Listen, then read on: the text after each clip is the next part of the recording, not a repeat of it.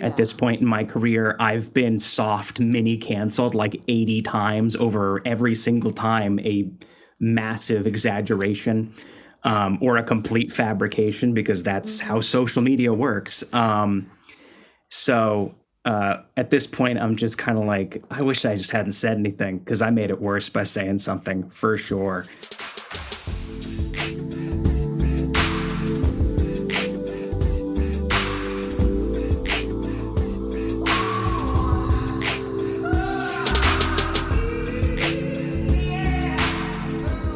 Welcome back. We are on today with my guest, Will Wood, on the Tour for This Shit podcast. I'm your host, Angie Sorensen.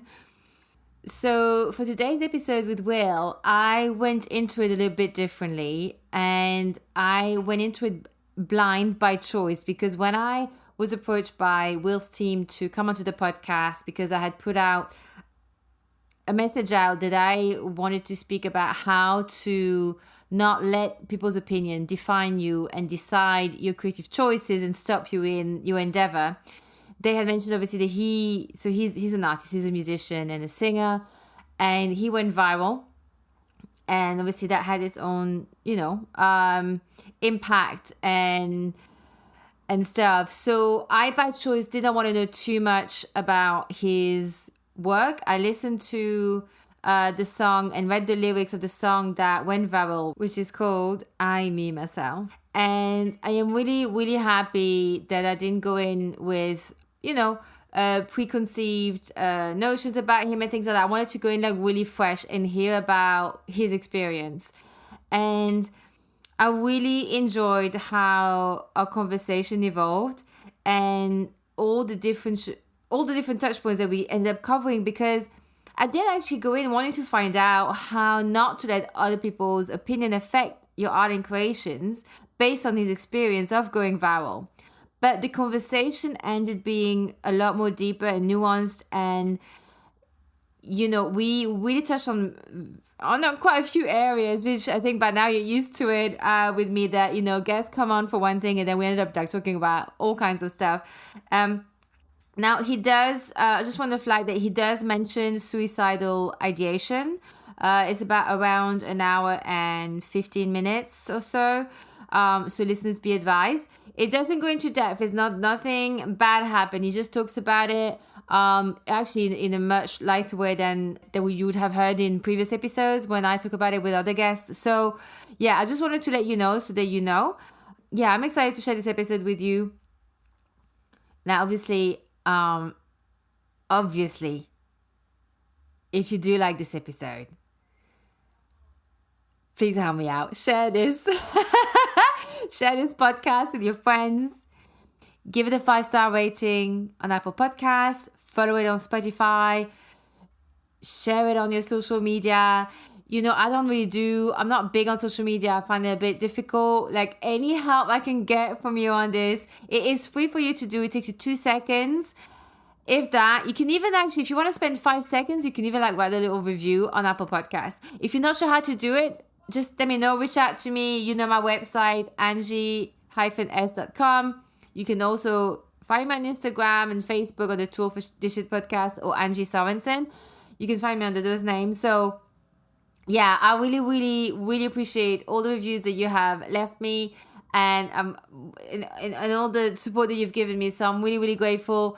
If you're listening and you haven't done it, please do. It really, really does help. So without further ado, help me give a big, warm welcome to Will.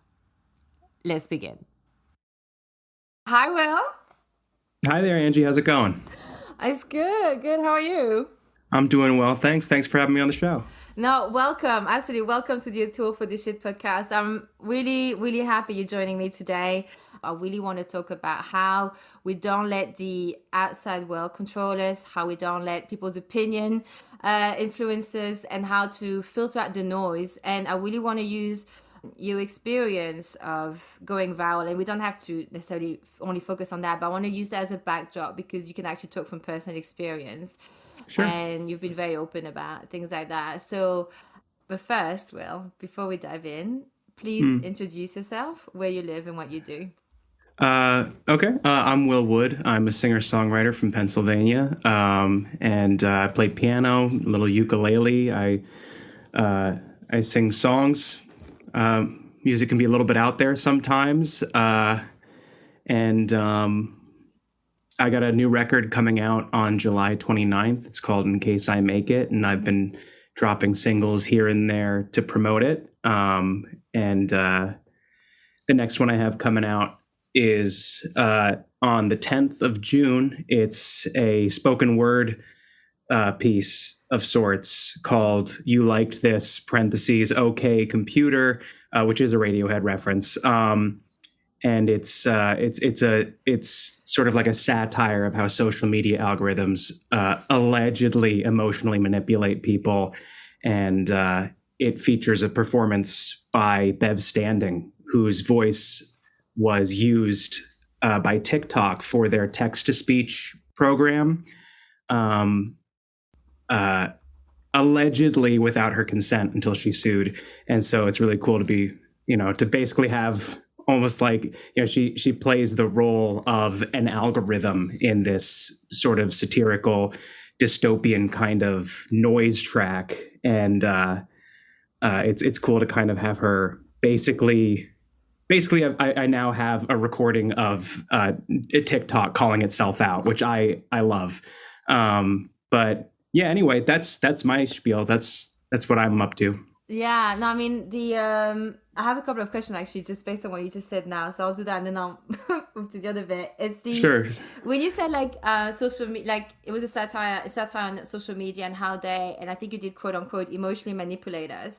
Why did you have that on quotes, in quotes? It was allegedly that I was putting in quotes. Sorry, okay, I didn't get that. Okay, yeah. Yeah. My attorney advised me to make it clear that my beliefs about how these platforms work were my beliefs. And not necessarily fact, even though I think when you look at what powers these programs have, and you consider the fact that we live in a capitalist society, in order to think that they don't emotionally manipulate people, you'd also have to think that these programs don't care about making as much money at the expense of everything else, which isn't how capitalism works. So yeah, and also I guess that the one variable in there that we can sort of like maybe like not be 100% sure is whether they intentionally or unintentionally manipulate us. That could be like, I guess someone could put it up for debate, but I think definitely manipulation is there because we're so like brainwashed, and it affects our mood and it affects how we perceive things, and we just almost see things as like they call it a news feed, right? It's like a source of news, I mean, in a way, for many people. And and I think one of the problem is also we are, there's a word for it, and I forgot it now, but it really is like we stay in a little bubble because they just keep feeding you things that will just keep agreeing with you. And so all we become is more extreme in our views, whether that be perceived as a good view or a bad view. It always depends on which side of the fence you sat. So it is like 100% manipulation. I mean, I have a love-hate situation with social media, which I know is something that you speak about. I think really when it comes down to it, most people have a love-hate relationship with it because there's no denying the positive elements of it. I was just thinking about this the other day. I was watching Drew Gooden videos on YouTube, and I was like, this guy is just like some dude in his house, and yet he's now a famous comedian of sorts in a medium that didn't exist a few years ago. And one of the things that social media has allowed us to do as a society is what it's proven to us as a society is just how talented people are. And so I think that's a great thing. That being said, I also think that these programs are constantly gathering data on you and using that data to do, as you said, feed you things that, one, reinforce your beliefs and push them as extreme as possible, and two, feed you things that upset you so that you keep fighting. Because engagement is the whole game, and so they'll get that at any cost, Yeah. Oh yeah. So. Yeah. Yeah, it's like one of those yeah, necessary evil. And it's like you said, it has also democratized talent, right? So we don't have to necessarily be sleeping our way to the top or being born in a certain family to have like sort of like a success in entertainment, right? So it has sort of like in a way opened up that side of it to more individuals. Like you can actually sort of expose your talent to more people. um Sure. I want to ask you, because obviously it was the song, the I Me Myself song, that went viral, right? Modestly viral. Do you remember sort of, before we go into like, the impact of all of that, like, do you remember the moment when you knew it went viral? Or like, how did you find out that this song sort of had more of a, like, something different about it? Um, it's I feel like it kind of happened twice. There was one small little hump, and then a few months later, it exploded. And I wish I had like a graph in front of me right now, because I could tell you with more accuracy exactly what happened and when. I can't say there was ever a moment where I was thinking to myself, "Oh God, I'm going viral," because it's not like I was ever on a trending page anywhere or anything. Although actually, they did put me on like a Spotify USA Top 50 for a few days. So I guess that's kind of like being on a trending page. So uh, I don't know. I guess I think it was my social media guy. He hit me up because I don't use social media personally. Um, I have somebody else to manage all that stuff, and um, he hit me up and was basically just saying like, "Hey, you're going viral on TikTok. Brace yourself." That's not verbatim what he said, but he was super excited and I was mortified. Yeah. Because obviously I appreciate any support, and it's good to see people connect with my work on whatever grounds. But I am particularly suspicious of that platform in particular. Is that TikTok? Yeah, and I think the first sign that track had the potential of going viral that I received was when the song first came out. Mm-hmm. It was immediately the subject of some small controversy among my then much smaller fan base. There were a lot of people arguing over what the song meant and how it was supposed to be taken. And some people thought that it was an expression of some kind of transphobia. Other people thought that I was coming out of the closet as trans. And, and then I made the stupid mistake of responding to it, and I didn't respond to it the perfect way, and it just added fuel to the fire. Mm. And I really do think that sort of incendiary element of the song being abstract and also being about gender, which is not something you do right now, is be nuanced or abstract about social justice issues, or social issues like gender in particular.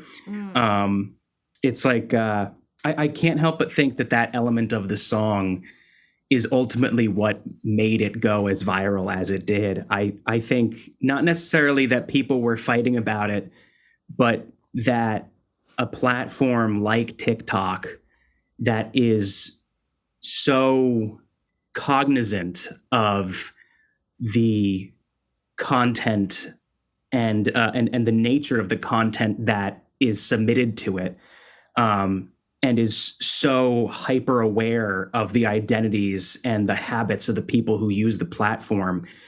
I think that though that system most likely, now this is just a theory, but most likely identified that the song was likely to make some people angry and other people all, and it it picked up on that and it went, okay, this might piss people off, this might get people fighting, this might increase engagement, so let's put this on Yeah. people's For You pages. Of course, of course. But I think it's interesting that you mentioned about how some people saw it as like transphobic, or they're thinking like, "Oh, you're coming out," or whatever it is that they were. Because when I read the lyrics, like today, I was reading through them, and I was like, "That's in." Like, I didn't know about that people were necessarily fighting over what the meaning was. But I remember when I read it, I was like, there was two things.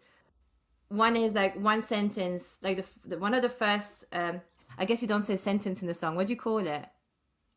A line, Verse? Oh, you say line. stanza, I don't know. Okay, okay. Depends on how much. Well, it's the third one where, well, actually the second one too. Like, since I lost enough weight to fit back into my skin, flower petals and feathers tether me to the ground. So the flower petals and the feathers tethering me to the ground. My first thought was like, okay, he understands depression. And then the second bit about the lyrics was like, it's really interesting because it's really open for interpretation. It's very much about, I feel like, however people interpret it is a projection almost, because Sure. it could actually, it kind of almost, it can be really, yeah, it can be in so many things. To me, it meant more like, there's certain things that doesn't matter. Why we like focus so much down onto like the words, like, and not what is the heart and the intention behind things. And two is like the fight of trying, you say, am I pretty enough to be lied to? All these things is really interesting. I think it's like, yeah, there's a psychology element to it. And then obviously the juxtaposition of the music next to it. So the lyrics are quite heavy if you wanted them to be. They're quite deep anyway. But then the music is like, I can't do, I don't sing. But you know what I mean? Like, it's an amazing, like, it makes it happy, but it has like depth to it. So there is that. And so, yeah, people obviously, they're gonna interpret it. And you don't have to say either what it means, because I think it's like anything. Art is to be interpreted, right? Yeah, I'm a firm believer in the subjectivity of art, and in the fact being that, and I think this song is like a perfect example, and really where I came to understand what was going on in along these lines. How do I put this?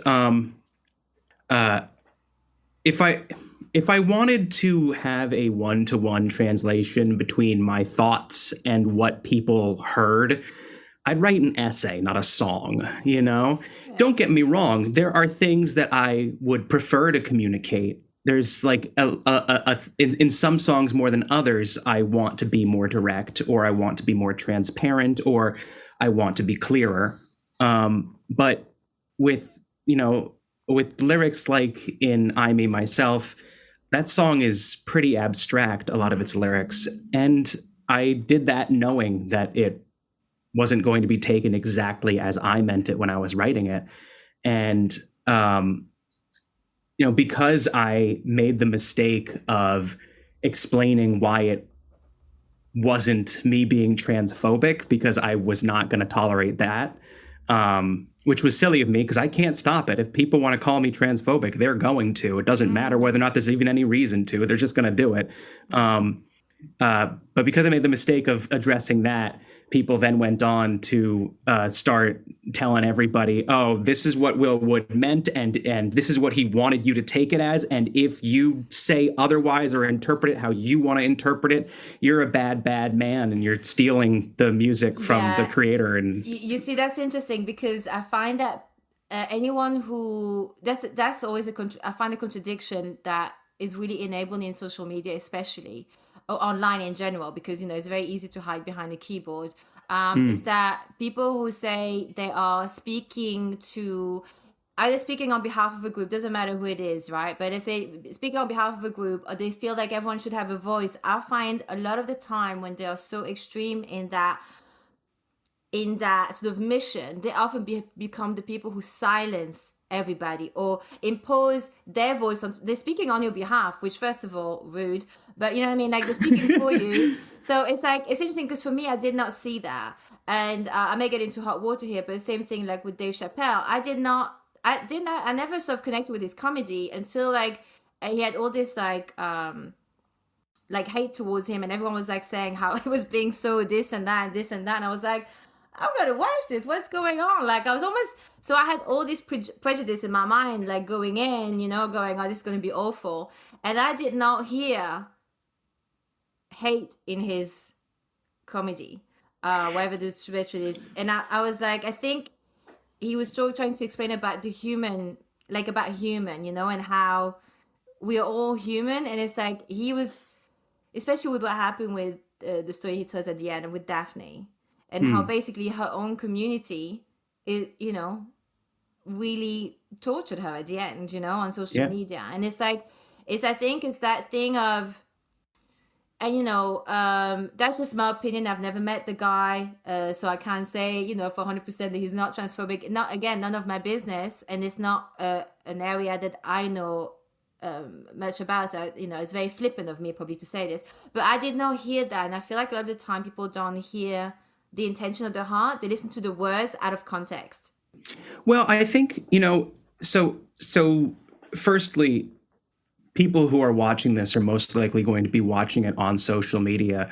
And so I'm this it's a difficult subject to navigate Yeah, yeah. because to do so honestly and accurately would require more nuance than Twitter allows. Um, but yes, I do think I did end up watching the special out of curiosity when people started attacking him. And you know, I didn't sense hatred. I I just sensed uh, he's a dick. Is basically like that's what I sensed is that the guy's a jerk. I don't think that he's a bigot per se. I don't think that he necessarily is trying to say death to transgender people or something like that. Of course not.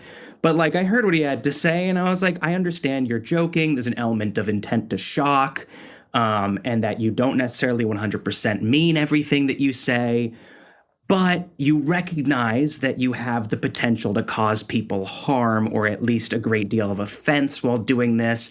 And you're accepting that when you choose to make all those claims. And you're also saying some things that are on the ignorant side. And as he refused to acknowledge, punching down a little bit. And I don't know if I think that the world can be so easily divided into these boxes of hierarchical structures where it's like this is punching up versus this is punching down.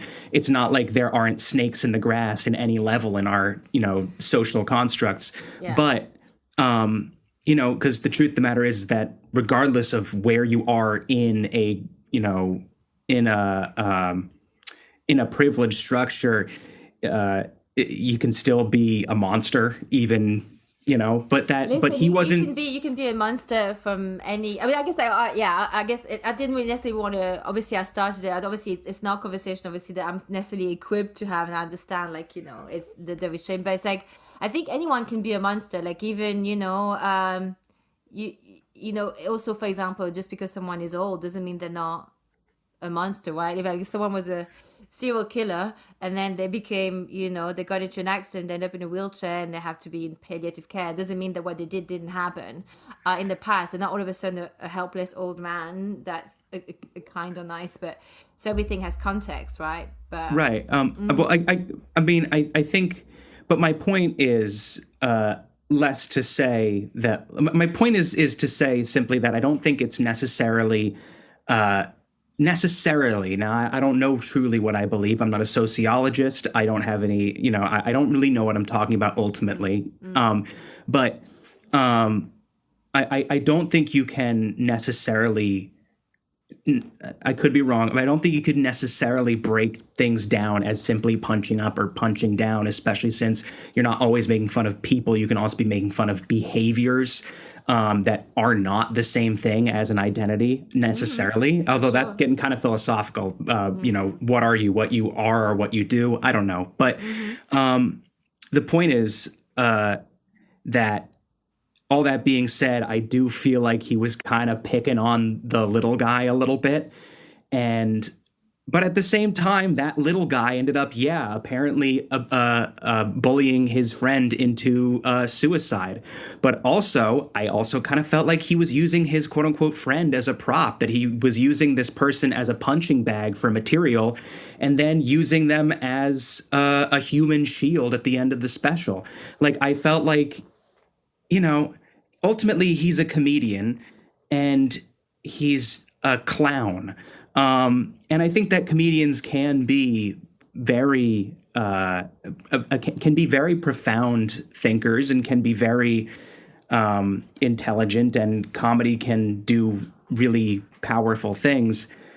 But I found his ultimately his criticisms of any element of culture that he was trying to lampoon were empty and and not accurate, and that it just seemed like really what was going on is that he's uncomfortable with people who don't relate to their assigned gender, and he just wanted to mock them a bit because he thinks that they're mock worthy. And so ultimately, my problem with him is not that I think that he's like some monstrous human being, but rather that he's just a big jerk who isn't even very funny. It's like ultimately, it's like, Jesus Christ, man, at least make me laugh if you're going to be a huge jerk. But that's my opinion, you know?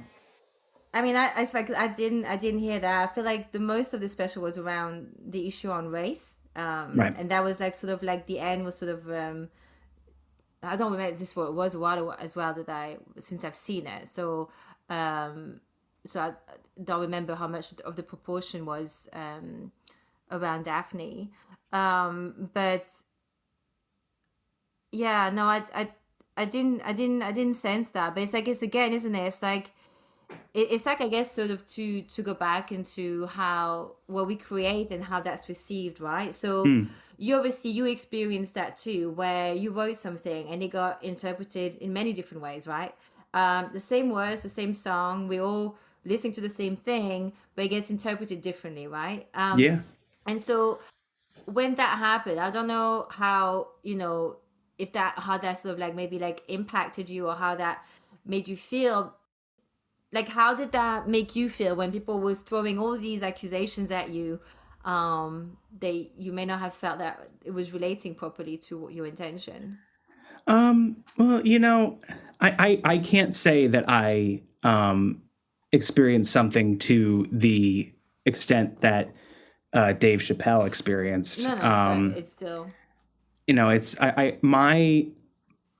think that I should have just ignored it because I ended up giving it more life, and I ended up just adding to the clusterfuck of gibberish and rumors that followed by opening my big dumb mouth.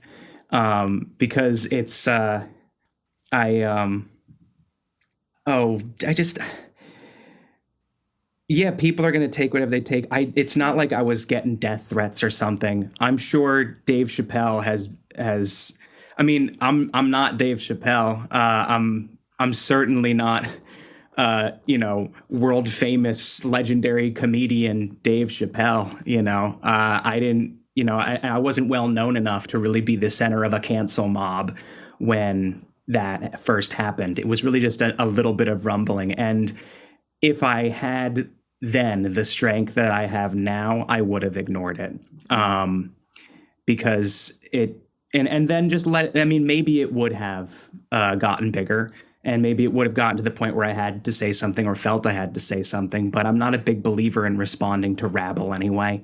At this Yeah. point in my career, I've been soft mini canceled like 80 times over every single time a massive exaggeration or a complete fabrication, because that's how Mm-hmm. social media works. So at this point, I'm just kind of like, I wish I just hadn't said anything because I made it worse by saying something for sure. But in terms of like creatively, because that's the thing, isn't it? Like, as an artist and you creating your songs and how, because that's a little bit of that difficulty, right? Is that in a way it has to go out there, it needs to be listened to for, I mean, not necessarily, I mean, maybe not for everyone, but like I think like if it's something that is your career, your passion, or how. it's, when you create your music, it doesn't stay in a little box in your room, it goes out there, right? And when Yeah. you put something out there, like obviously it's open for criticism and interpretation. So how have you found, like, how do you sort of manage that? How do you, like, because that's the thing that I think that I find is difficult nowadays with social media and everything being so out there. It's like, it's important to keep our integrity, and to do things that feels right for us, but then you also have to let it out and let it go and put it out there and whatever people are going to do with it. So how do you, like, do you feel it affected your creativity like that? Think of, like, people's opinions, and like, how do you manage that? Well, I there certainly was a an increase in pressure when I went quote unquote viral, um, to do things a certain way, because, as you said, I was out there now and then open to criticism and interpretation.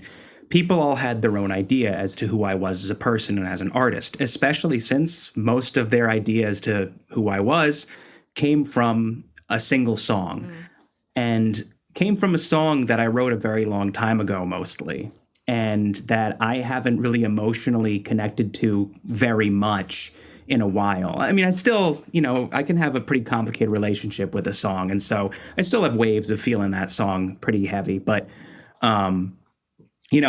it's like I first started writing it in like 2016. So like it's not really me at this point. But that's what people were familiar with. And I think because that was their introduction to my stuff, they went into the rest of my material with some pretty, with some pretty strong preconceived notions about where I'm coming from and what my perspective would be on any given element of whatever I'm talking about. And so one of the pressures that I started to feel was like generally just kind of a cultural pressure, because I started to get the sense that I was being perceived as and then lumped into an online subculture that I personally don't relate to very much, and at times actually find to be antithetical to a lot of my moral beliefs. I that there's that I feel like I started to be seen as like this, I don't know, like the champion of wokeness, and that's I'm as left as they come, but I also don't approve of how social media discourse deals with most social subjects, especially since it's so full of misinformation, disinformation, confusion, and outright manipulation. And I think it can also be so clearly the result of AI generated radicalization. So I'm not a member of that subculture. And then people, I think, because context is removed, right? Like you said, yeah, people had an opinion based on one song that interpreted the way they wanted to. right. And I'm not familiar with the rest of your work, so it's not like, it's, so I have no preconception. I'm just here to listen to you and hear what Yeah. you've got, saying. And but it's like I think the thing with social media, the problem, or how the discourse is, a lot of things are taken out of context, right? Yeah. And when you remove context, you can twist it and turn it any way you like, from making someone sound like a really horrible dictator to Mother Teresa. Not as a politician, but like a person can sound really horrible or they can sound really lovely, depending on the context. Yeah. And I think that song being kind of my flagship single as a result of its virality created a context for the rest of my work for a lot of new listeners that gave people certain expectations that I can't meet, not honestly and not with any artistic integrity. So, for instance, Spotify put me on their queercore playlist, which basically is described as being voices of punk LGBTQ. And Um, and I can't say I identify as LGBT. Um, you know, I've I kissed some boys in college is about the extent of my bisexuality, and so I don't really identify with it much. And I feel like maybe that slot on that playlist belongs to somebody who has lived the life there. But then I get into identity politics, and I don't really want to do that. And Yeah, yeah, um, yeah. but I guess my It's a point, minefield out there. it really is. It really is, yeah. Yeah. But ultimately, like, uh, expectations were set, and people then wanted me to be a certain type of person, partially because I think especially young queer people are starved for representation and are looking for somebody who they can relate to Mm. in the world of the arts. Um and they want that to be me. They hear that song and they figure, well, that's probably Will Wood is probably this to me, and or could be. And thank God I found someone who I can relate to on this level. And I love this song and I can't wait to hear the rest of his material. And they take a deeper dive into my stuff, and you hear me screaming about strapping an autistic baby to a ceiling fan and watching it scream. And it's just like, oh, this guy's actually, wolf in sheep's clothing or something. And then they get mad. When in reality, it's like, no, I'm just some dude with a really weird sense of humor that, was as problematic as anybody else in 2015, 2014. Okay, so I need to explain something very briefly. So I'm going to come out of this interview for a little bit.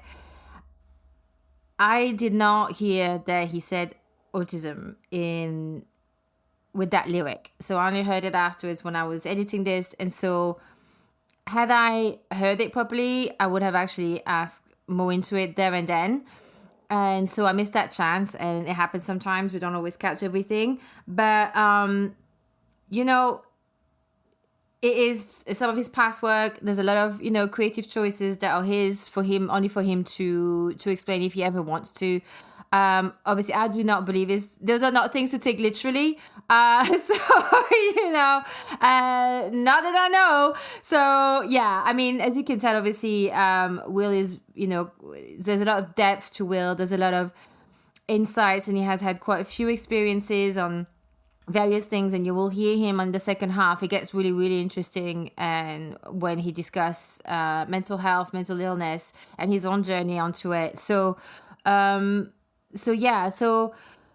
look, do I understand that particular song that lyric was in? No, I don't.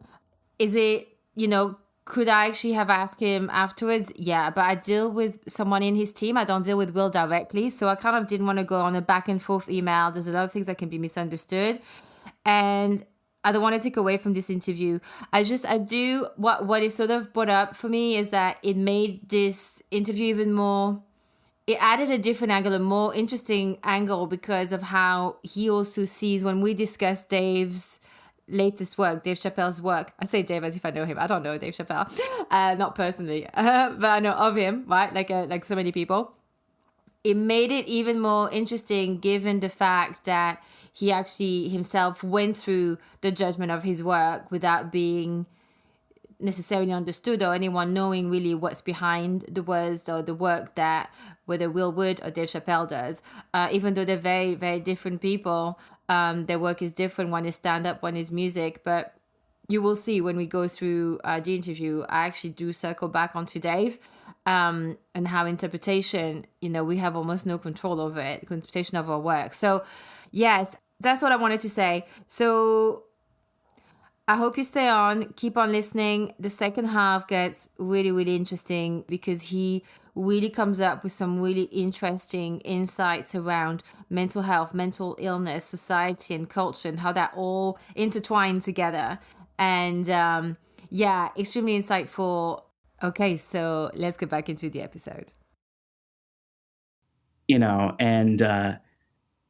Ultimately, I'm, for the most part, and this isn't like the most thorough and nuanced description of me, but compared to how I think a lot of people expected me to be, I'm just like cishet white boy who likes pretentious avant-garde music, and um, And so I guess my it, it created a lot of expectations for me that are hard for me to describe. And then on top of it, my audience started to become younger as a result of all this because they were coming from TikTok, which very much targets younger people.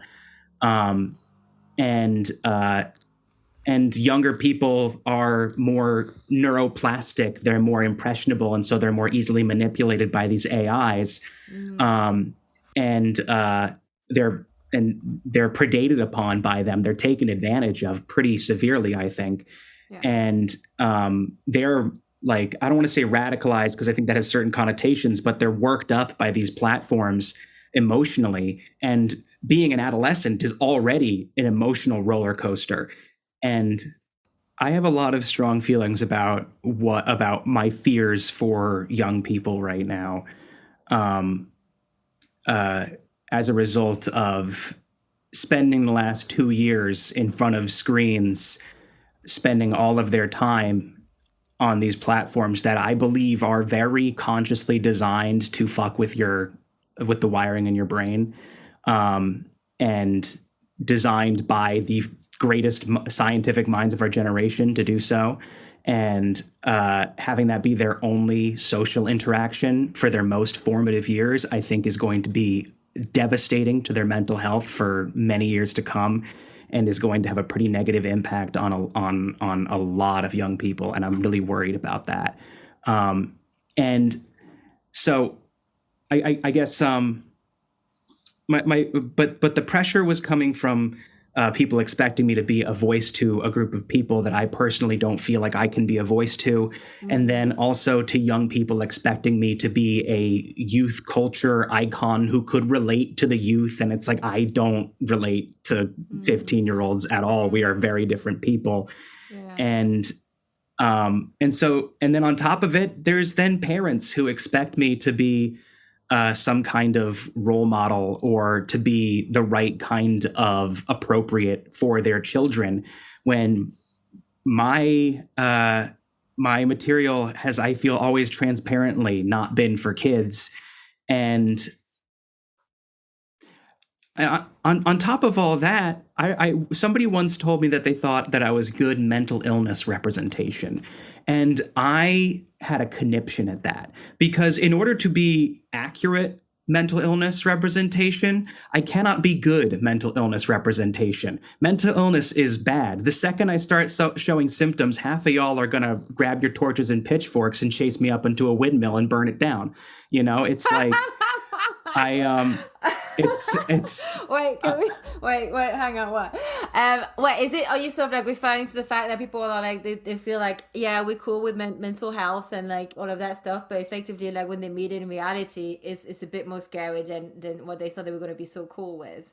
Well, yeah, I think that I don't believe that the current effort to destigmatize mental illness in our society is particularly effective, and I don't think it's always genuine.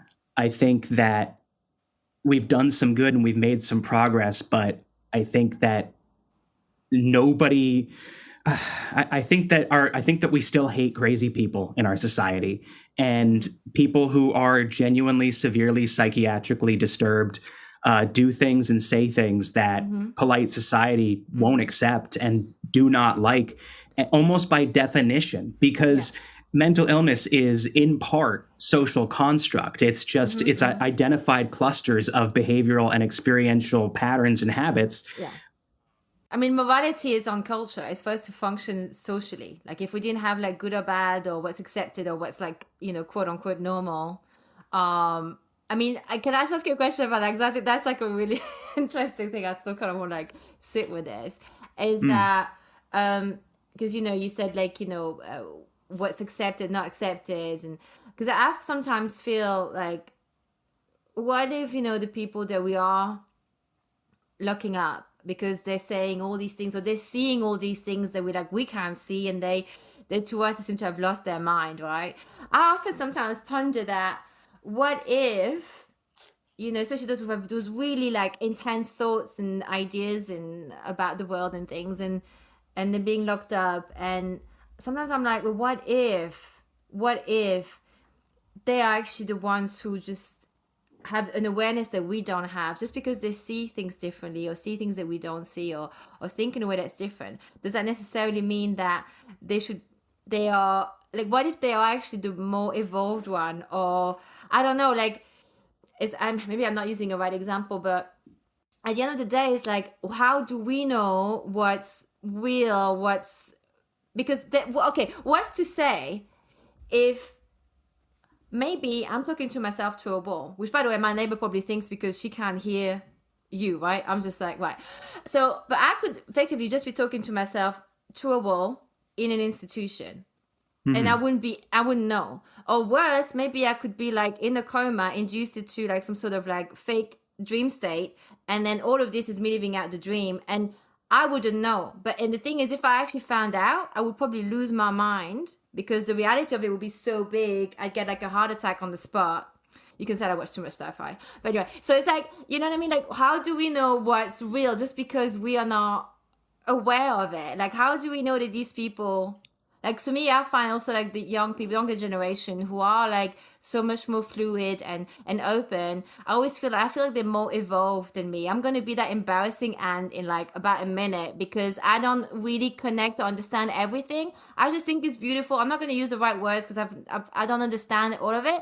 But I think like, if you're happy, if it makes you feel more free, I wish I could have been more free with my sexuality when I was younger, and I didn't, because it wasn't a thing to do. So it's like, I feel like what we think is normal or real, like, who are we to say that it is? Well, I think that there's an element of that, and I think to a certain extent that's kind of what I'm getting at, is that mental illness in many cases is defined by the level of aberrance from the norm, how different from the majority, and like, what makes somebody borderline. They're different. And they're different in these ways, and they're only different in a way that impedes their function. But were we to live in a society where everybody emotionally had all the traits that were in, the diagnostic criteria for borderline personality disorder, there'd be no such thing, right? So, what I'm saying, I guess, is that there's like, and if you look, bringing up sexuality as well, it wasn't up until pretty recently. It wasn't until pretty recently that homosexuality wasn't considered a mental illness by the medical community. Oh, it used to be absolutely illegal. They put they'd lock you up if you didn't take your meds. I mean, it was insane. Right. Insane. Right. And so, there's an immense amount of subjectivity in mental illness. And because of that, and because of how much it's defined by what is simply normal and what is socially acceptable by extension of that, you kind of have to concede that the people who behave in ways that are socially unacceptable in a habitual way are, by definition of the system of thought that we approach psychiatry and psychology with, unhealthy, sick, ill, and that you kind of have to acknowledge that people who suffer from mental illnesses are significantly more likely to do and say things that normal people, quote unquote, aren't going to like. And so you can't have good mental illness representation, because, I mean, you want to see good mental illness representation? Kanye West. The guy has clearly severe bipolar disorder or something like it, and people fucking hate him for it. They do. They hate him for having bipolar disorder. They don't think they do, but they do. Yeah, they mock it or utilize it. I mean, I don't follow, like, I've seen some clips, and I see but I haven't followed the Kanye West story. I just know that, I mean, I think musical, like his music is, he's clearly like a genius when it comes to Yeah. music and writing. But I feel like he's such an easy target to mock, and it pisses me off. Like, I just don't like, and I love comedy, I love stand-up, as what I mentioned, like, Dave Chappelle. It takes a lot for me to be offended, and I understand, like, humor. I may not find something funny, doesn't mean that it's not funny, right? So, like, things Right. like that, like, I've got quite, but I feel like people are targeting him, and he's clearly needing help. And I think maybe there's people around him that are earning money, and they Yeah. are on the payroll, and they don't want to, they maybe, I don't know, if maybe if they say something to him to protect him, he may get offended, because, obviously, I mean, I know someone who's got, and I don't know exactly what he's got, Kanye, but obviously, you said bipolar. That's what I've heard. Yeah. But, like, for example, I know you mentioned about borderline before. So borderline personality disorder, when it gets really bad, it's really hard to be around. It's really, Yeah. really hard to be around. So in Very. that sense, like, it is weird, because depending on the person. But, like, there's one person that I know, and she's extremely manipulative and very mean, and all of a sudden she's very nice. And it's different from dissociative identity disorder. It's a completely different ballgame, right? But, like, that, her case is like that. And I'm not saying every case is like that, but it's just like, Sure. it is true. That's why, in terms of, like, making it sound pretty and we all being so accepting and tolerant, I can tell you for a fact that, I mean, I've struggled with mental health myself, and it's like, but I do also know that I also have my limitations as to how much I can handle Right. when things get really bad, and I understand why people haven't always stayed around when I'm not good. Yeah.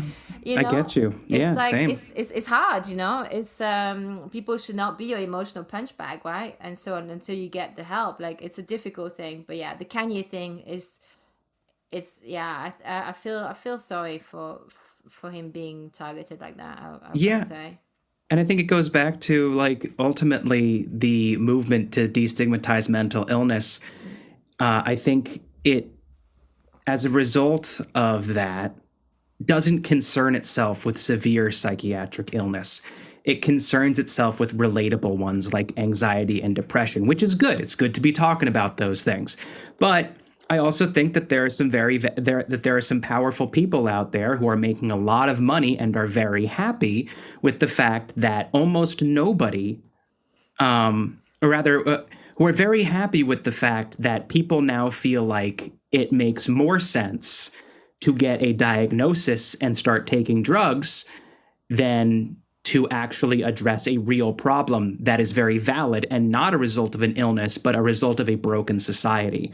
Mm-hmm. And I also think that a lot of the current destigmatization movement, and there is some evidence to back this up, that I do think it was kind of, I think a lot of it is being pushed by the pharmaceutical industry. And don't get me wrong, I'm not anti-psychiatry. I'm diagnosed as bipolar. I don't know if I necessarily, like, see the world along those lines, but that's my diagnosis. Mm-hmm. And I take my medication every day. And so I'm not saying that this is, like, all some evil conspiracy. Rather, I'm saying that it feels to me like, because of discourse around mental illness being what it is right now, we only either want to talk about the relatable illnesses, or we want to cosplay the quirky ones, and malinger for points on the internet. Because of that, people don't feel like they can be heard for their just feelings.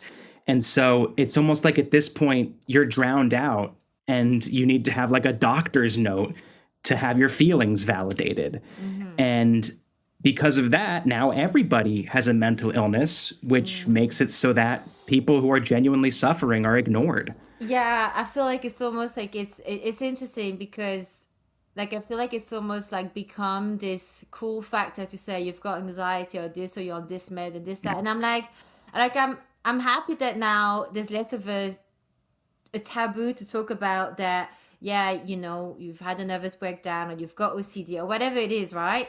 So, but I think that at the same time, like, from what I'm understanding from what you're saying, is like, I feel that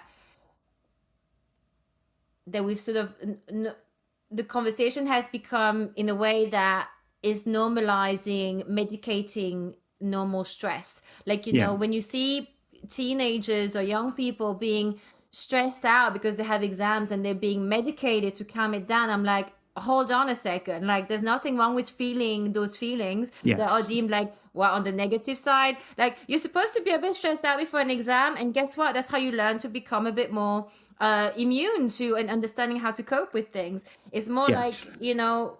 I mean, there's healthy. I mean, I don't even know if that's the right word for it, but it's okay to feel angry, sad, stressed, anxious. It's when it becomes debilitating and controlling your life that, Right. yeah, that you're like, maybe I need something to But like help me here. I also think that the normal range of human emotion, and when I say normal, I just mean that doesn't come from a malfunction in your neurology, is I can be debilitating and can take over your life. Grief can do that. Yeah. Oh gosh. Anger can do that. Resentment can do that. Sadness can do that. These are just feelings. Jealousy will make people kill. Yeah. Right. Yeah. And so, and and pain isn't supposed to be tolerable. It's why we evolved to feel pain, is so that we could get away from the dangerous stimulus. It's just biology. And so it's especially scary to see that happening with kids, that kids have now bought into this and believe that it's this incredibly important social justice thing, that the second that they start feeling a very difficult emotion, that it must mean that they're sick and they need to be drugged. That's really scary because, life is very difficult. It's supposed to be. That doesn't mean that we shouldn't work on having conversations about this stuff. We need to be destigmatizing pain. We need to be destigmatizing human emotion, the human experience. There's a stigma around sharing feelings. And it seems like we're actually addressing that through coded psychiatric language and calling that destigmatizing mental illness, while mental illness is actually over here being like, yeah, no, we'll just stay in the loony bin and kill ourselves. It's like, it's like really scary, because then we're giving these incredibly poorly understood medications to growing brains, and we don't know what the fuck that's going to do to them. We don't know. Yeah. These drugs aren't new enough. That's the case with the medication I take, and I'm an adult, and I'm still scared of that. Right. I don't know what long-term ramifications this is going to have in terms of,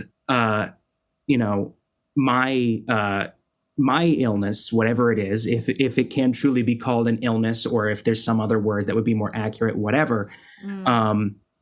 Whatever is happening in my case, I started medication not just for my own sake, but for the sake of people around me. It was very clear that there was something pathologically wrong. And so, it became a matter of other people's well-being. And I found that to be more important than even my own. And so it's like, I don't know. I just feel like,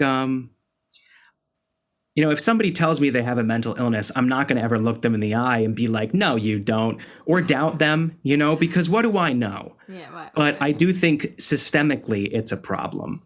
And so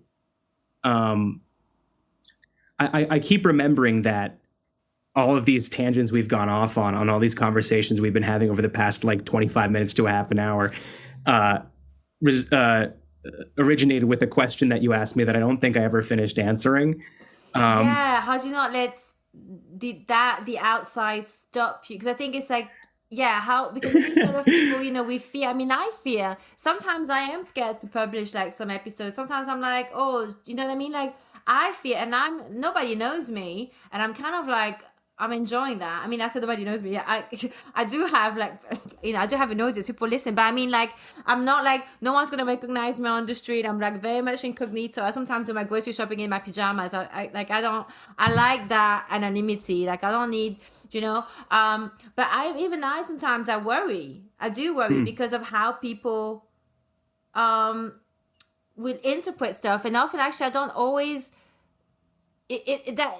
so I guess my question really is how do you not let that the fact of the outside world that can be so powerful on the internet and whatnot is how do you how do you navigate that being a creative, and just do your thing?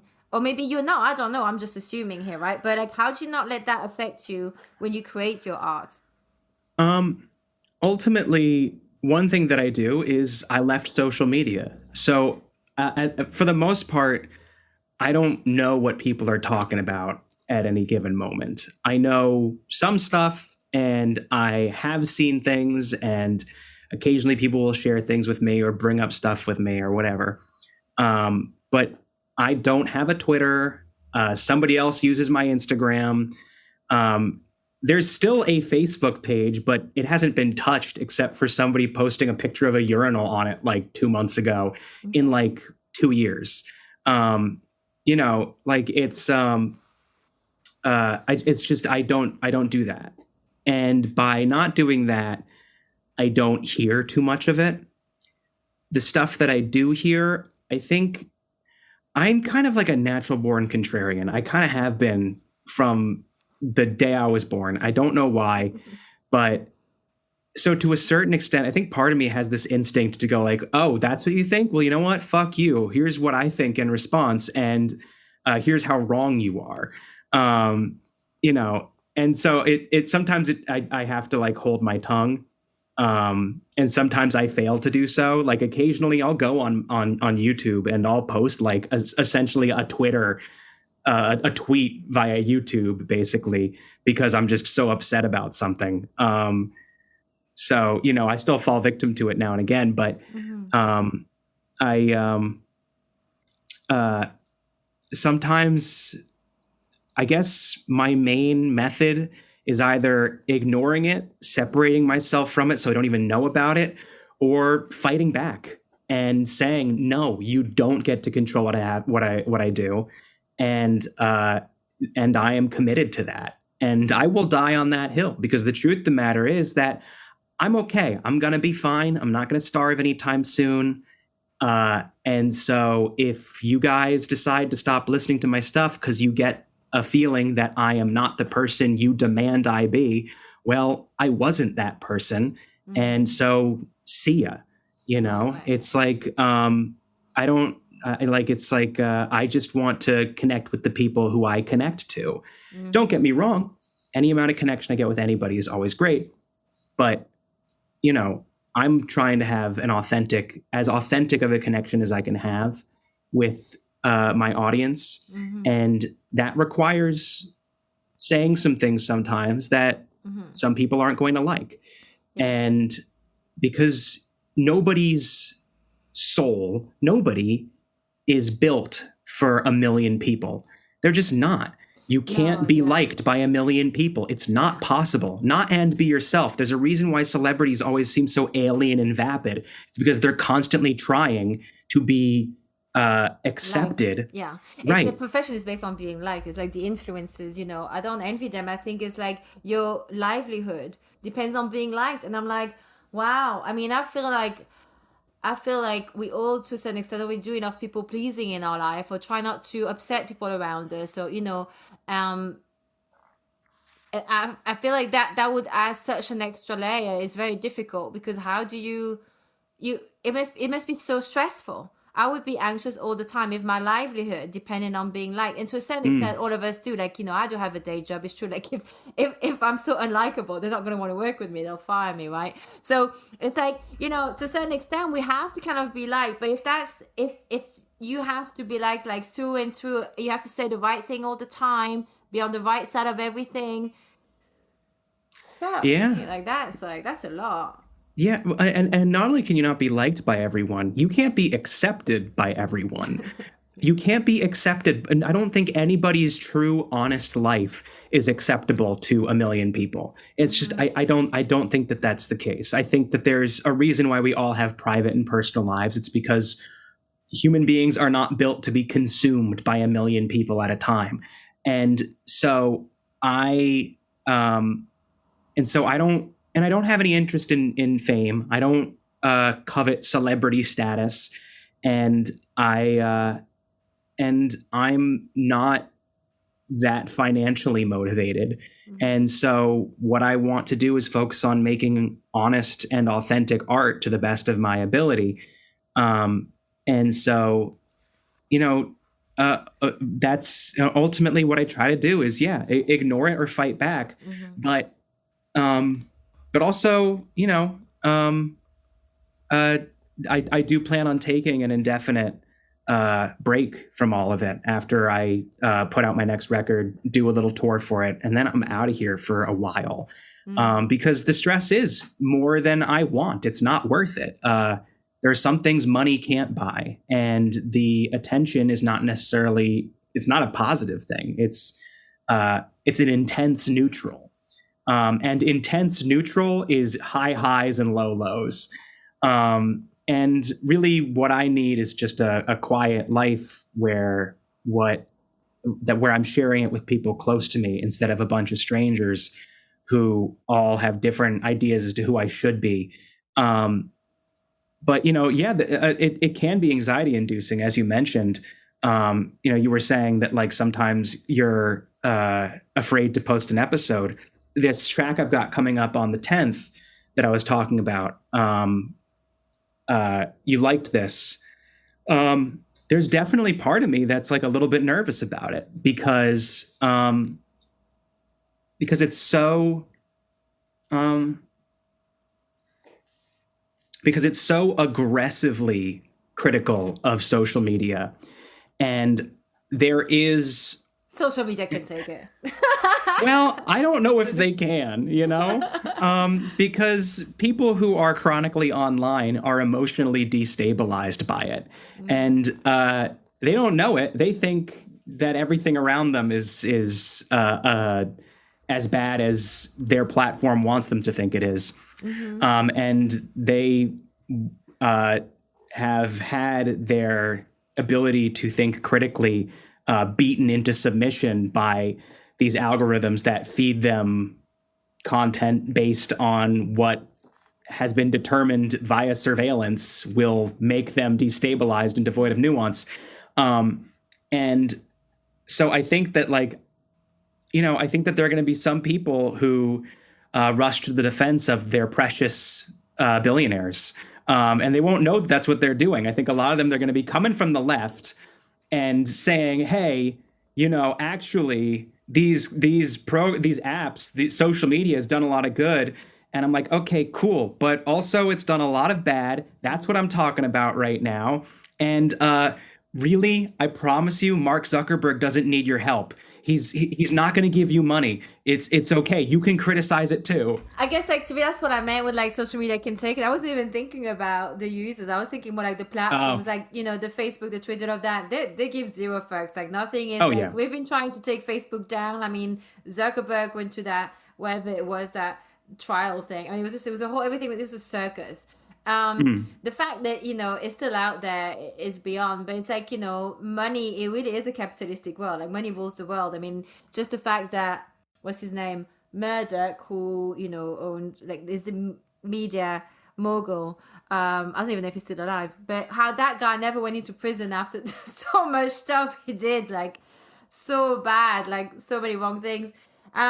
It's beyond, but that's again when you have more money than God, untouchable apparently. So they can take it, but it's the companies will be fine. I was more concerned about the users. It's the users who I have some anxiety about, because I think some of them are going to rush to the defense of those billionaires. They're going to think that what they're doing is rushing to the defense of their ideology and their friends and family, and it's I get what you're saying, but this is not. Or they're not their friends and family, but they're online friends. Right. And it's I'm not criticizing you, and I'm not criticizing. I mean, I guess sometimes I am, but I mean, obviously the song hasn't come out, and I haven't listened to it. I haven't been privy to it, but I can imagine it's in a way, when we are criticizing a platform. I mean, I am on Instagram, I am on Facebook, and I also have to check myself into why I'm on these platforms that actually how am I using it? Like, I also have to also be accountable for my choice of being on there, Yeah. despite me having that Yeah. love-hate relationship, right? And so, so effectively, for example, I can see how, I see now what you're saying, like maybe like users may get a bit, but in a way, that comes down to like, I guess like for example, things like with triggers. I know you mentioned something with things like, uncomfortable feelings and how to sort of like, I guess like, learning how to manage it. But it's like things, especially with social media, it's like a trigger fest for a lot of people, and people are not using, they see something, they interpret it, they jump to conclusion, which is part of, human, how we function, right? Human brains. But they get triggered and then they lash out instead of going, wow, I'm triggered. So like, back to your song, like obviously if some social media users are going to be triggered, maybe you say, let's say you say like people who are on Instagram or idiots or whatever. I don't know what you say, but let's say, is that what you're saying, right? I would go, oh my God, what are you saying? I'm an idiot? Wow. Like, it just didn't get triggered. But instead of actually lashing back out, it's going, actually, why am I feeling upset? Because if I didn't, on some level, feel it was true, I wouldn't be affected by what you're saying to me. Like, I've had people say things to me, like, in life, and I'm like, and they get really upset because I'm not reacting, but it's because I'm sat there and I'm like, you don't know me. And that word you use has no effect on me because I know it's not true for me. Unless you want to explain to me why it's true for you, I'm not engaging. Like, why am I? Do you see what I mean? Like, triggers are also a good thing to sometimes understand why are we reacting? I can see that. Yeah. I mean, I'll tell you. At no point in the track do I say people on Instagram are idiots. What I'll say is Instagram. What I say on the track is closer to Instagram is trying to turn you into an idiot. Oh yeah, I would agree with that. Yeah. Yeah. And that it's effective sometimes, and so some of you might be. But I think another thing that causes me some anxiety with the track is the fact that because I'm criticizing the platform and not the users, I use examples from all over ideological spectrums as I use ideas from all over the ideological spectrum and all different areas of it as examples of manipulation by these algorithms. And so I think that some of the language in it comes across as kind of aggressively apolitical. And I think some people are going to take that as like a right-wing dog whistle because a lyric in it. It's not a lyric because it's spoken word, but a joke, because it really is. It's just a very dark joke. The track is click here to sign this petition to remove content warnings from Civil War statues. And it's incomprehensible as to what I'm saying there. And that's on purpose. But I think a lot of people are going to just hear Civil War statues and be like, what are you saying right now? And they're going to hear content warnings and they're going to be like, what are you saying right now? And that they're going to hear that I have a little clip of Jordan Peterson yelling postmodernism somewhere in there and think that that's an endorsement of his views. Because people are like hyper vigilant for it, partially because they're constantly having it beaten into their head that they need to be by their platform. And when in reality, the point is to say it doesn't really like the point is to mock the platform, not the users. That's interesting. You're like that thinking like of, people are going to take things out of context. It's very similar to stand-up. It's very similar to what we were saying earlier, not just to dive back into it, but like, for example, with Dave Chappelle, how our interpretations was different. And like, there's like so many different interpretations, right? So same with the music, right? So how that position of like, you write something, in your heart what your intention is, what you're trying to do. And it's like, it is like that point of like, you create, it's what you need to be doing, and then it's almost like letting it go, because there is no way any of us can control how anything that we say or do is received. I mean, I've had sometimes people write to me like about an episode. I'm like, I don't remember saying that. Like a lot of stuff, like kind of like forget. But Sure. it also, I'm like, that was so not what I meant. But that must Right. be because I'm not necessarily eloquent. Hence why I get guests on. I interview people because you guys are way more eloquent than I am. So it helps, like, with the messaging. But it's like you cannot control how things are being received, and that's like with everything in life as well. Yeah. Something that's offensive to someone or they take it personally is not for someone else. They're like, oh yeah, no, that was just a general term, or you know. Yeah.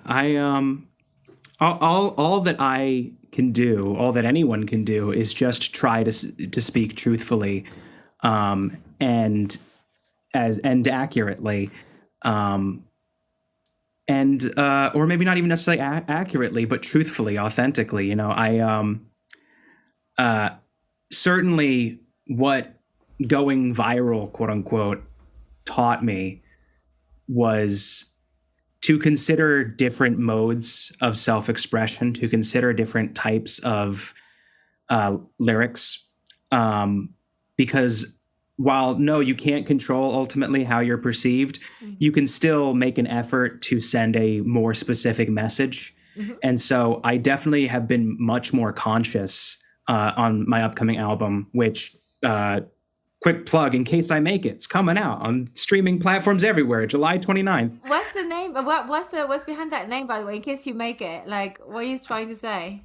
So originally, so the songs on the album are very much inspired by personal changes that I've undergone and worked through over the past couple of years, and that are reflected in my writing quite a bit. And when I first went viral, I found myself, like I was saying earlier, being expected to be or seen as this person who either I'm not at all or was mostly the result of a character I played on stage a few times in a manic episode 6 years ago that I don't want to associate myself with because it's painful. Right. And so it's so I wanted to, like, while that was happening, and I guess it was probably related, or while it was while I guess this was before I really started to go viral, but that certainly exacerbated it. This is, I guess, when the Normal album, my last album, came out. That's what I started to see happening because I started to get some popularity, and my mental health was not well. It was the height of the pandemic.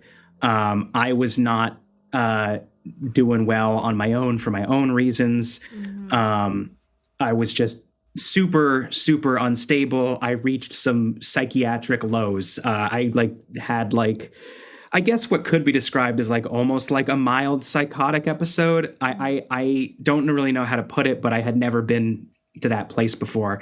I guess there was a point in 2011 or 2012 or something where I thought that I was maybe Jesus for a couple of weeks before coming back down from that. But ultimately, I had never been this I kind of had a mild nervous breakdown essentially. Mm-hmm. And to be totally transparent, I was contemplating suicide.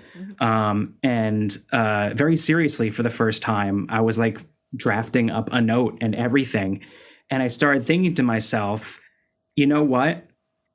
If in the event that I die, if I do take my own life, or if I relapse and start drinking again and that kills me or something like that, I would like to have said these things about these changes that I've been going through and express this person who I have become since I was anything even resembling the person I'm perceived to be. That old character I used to play, that older version of myself as I was still before getting treatment and all that. I wanted to express the person I had become and express my journey and express something really transparent and authentic and personal. And so I wanted to put together an album and call it In Case I Die. And the idea was, in case I die, this is what it was all about. This is the last thing I want to say. Yeah. And then I started feeling better, and I didn't die. And so I changed it to In Case I Make It, because I thought, one, it was the inverse of In Case I Die, and two, I also get like a little bit of a reference to making it in the music industry. And so, and since then I've thought to myself, I wish I had called it In Case I Die, because I like that name better. But I already made the T-shirts, so it's too late now. The merch is out, so what are you gonna do? Yeah. Yeah. So, Okay. Yeah. I think but that's nice though. I think that I mean I feel like I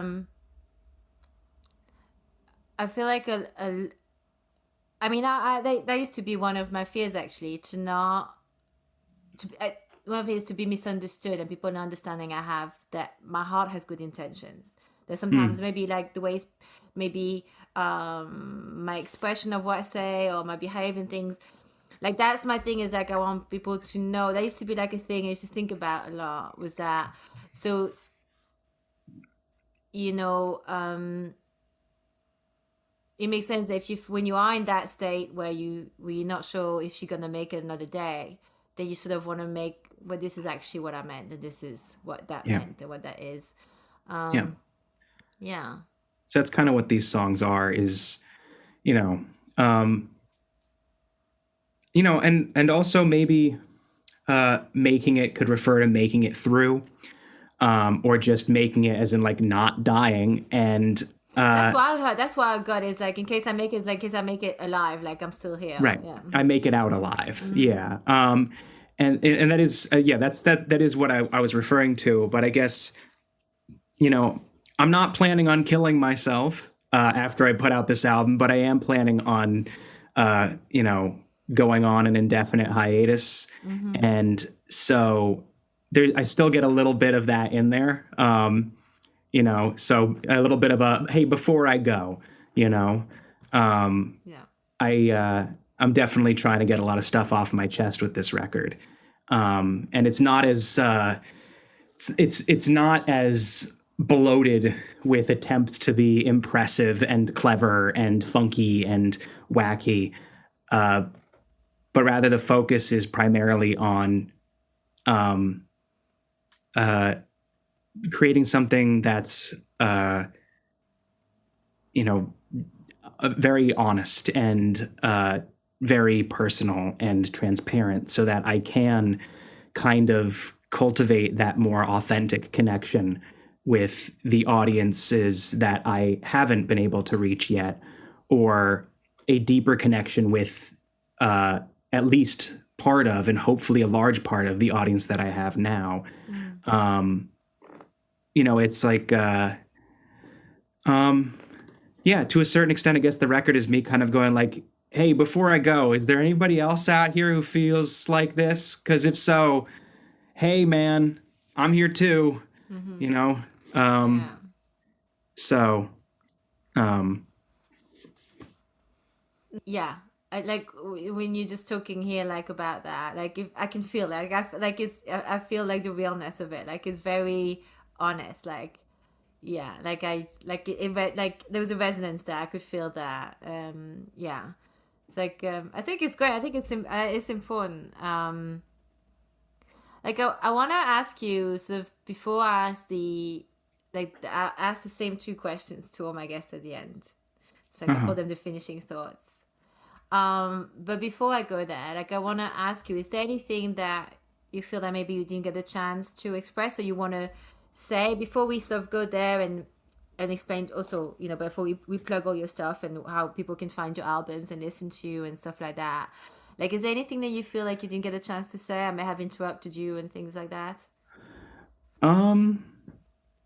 I could just plug stuff again, I will definitely go. We'll definitely go into Yeah. that. Not going without plugging your stuff. But it's more like in terms of like anything that we've sort of talked about, or anything you wish you could have said. Um, uh, I didn't sleep so well last night, and I was asleep until like about 25 minutes before doing this. So if I Unprofessional, Will. so if I failed to communicate a more complicated subject matter in a way that was accurate, effective, or palatable, sorry. I think no. You definitely don't put In yourself case I down. did nuance wrong. No. You're very, very intelligible, very clever, very eloquent. Don't you worry. Like that was it was all good. Yeah, Cool. I wouldn't have guessed that you hadn't been up for a while. So I am. I'm gonna ask you the two finishing thoughts, and the first one is, what do you wish you'd realized at 18? But by that I mean like on a cellular level, not cognitively. Like what do you feel like you really knew that you wish you really understood at 18? What do I wish I really knew? Um, that a career in art was not going to make me happy. Wow. Um, Yeah. Mm-hmm. you know, I'm not saying that to say my career in the arts makes me miserable, although it does sometimes. But rather to say that I'm not going to find fulfillment, connection, or deeper or lasting happiness in an audience. Right. Yes. Yeah. Yeah, and that's a very important distinction to make, for sure. Oh yeah. Yeah. That was actually deep. Yeah. It's so true. You only need like, we all only have, I believe you're lucky if you have like 5 people, including family, that are like the real people that you connect with. And if you're even luckier enough to actually be able to see them in person on a regular basis, because now we're so global. But I mean, that's true. That's being rich. You know what I mean? Like that's wealth, I agree. That and your health. I agree.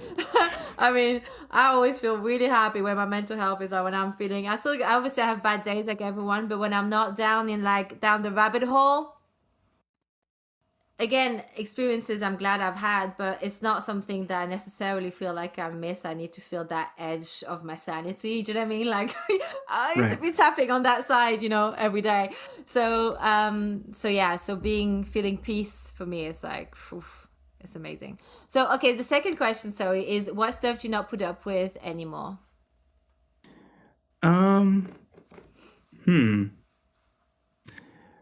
Like in general or in my career? In general?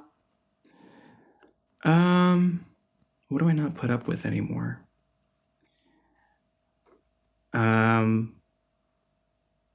Geez. I don't know. I might be a bit of a doormat. I put up with too much. People pleasing. A little bit. I think I'm a little bit of or I don't know though.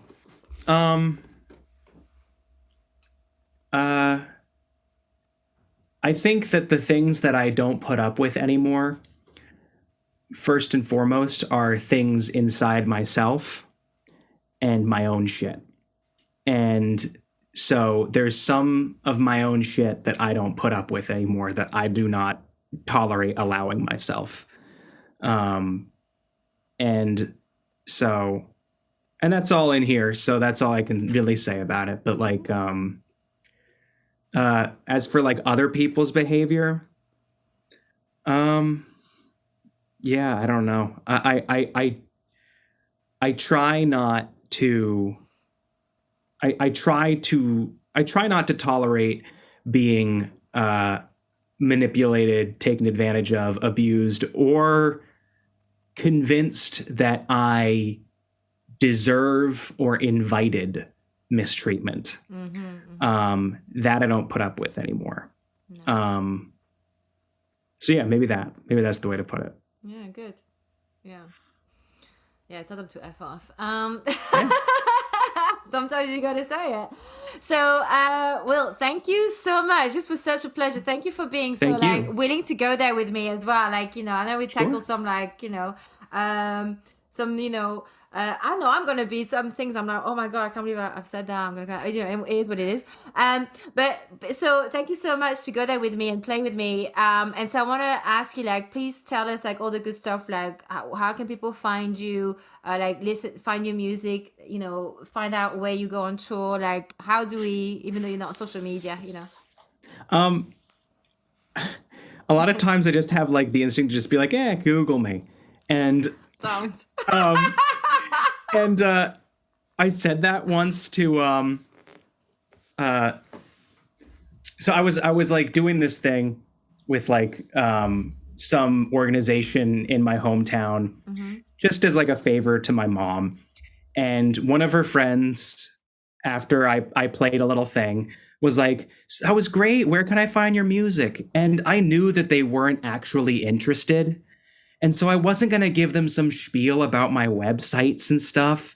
So I was like, don't condescend to me. I know you don't care. And I don't care whether or not you care either.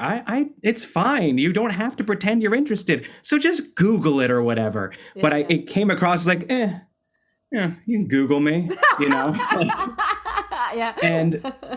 And afterward, my mom was like, I'm just letting you know, you came across as extraordinarily pretentious. And I was like, oh, shit, I did, didn't I? Fuck. In my mind, that was me letting this person go. It's like, it's okay, Yeah. But instead, it came across as braggadocious. But my website is willwood.net. I wasn't able to get .com, but willwood.net. If you go on there, it's got all like my merch store, my Spotify, and upcoming tour dates, which haven't been announced yet, but I'm going to be going on a couple of short runs in, I think, August through September before I take my hiatus. That'll be following the release of my album on July 29th. Perfect. Well, thank you so much, Will. Thank you very much. Thank you. And that's our episode. I hope you enjoyed it. Please don't forget to rate, review, share it, subscribe it on iTunes, follow it on Spotify, or whichever platform you listen from. However you show love is how you can support this show. Drop me your questions or suggestions for future episodes via the website at angie-s.com, or come and find me on Instagram at Tool for This Shit Podcast. See you next week, and until then, Using health inappropriately.